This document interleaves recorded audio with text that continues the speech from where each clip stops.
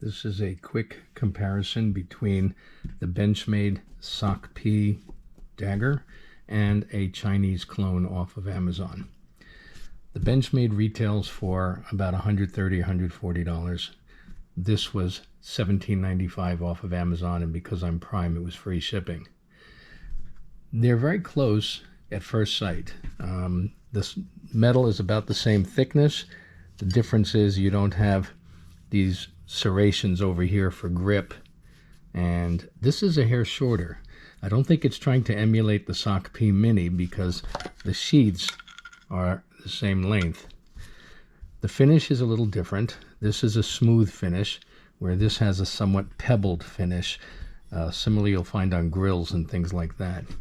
Edge-wise, this has a very good edge coming from out of the box, but the SOCP is definitely better. The biggest difference in feature, which I think is worth the extra money, is that clip. On the Chinese clone, you can see it's a very loose clip. When it's in the belt, inside the waistband, and you pull on that ring, this often comes out with it. This one is designed from SOCP to go on Molly and grips a leather belt on your pants very, very well. It's not going anywhere. The problem is that they're not interchangeable. You couldn't take one of these off and put it here because there's a difference in the spacing of those screws. Now, the funny thing is, a lot of people were complaining on the clones about retention of the blade.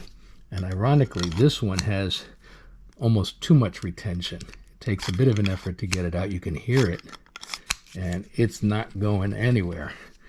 And what I was surprised was the SOCP had poor retention.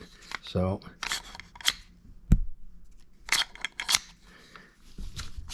barely holding it. Now, I think the way to fix that is this little tab area here is floating, and it has a detent that catches onto that little hole there. I think all I have to do is hit this with a heat gun, press it down while it's hot, and that will force it into that detent a little bit more. Also note this leather back pad is optional. It does not come with a SOCP.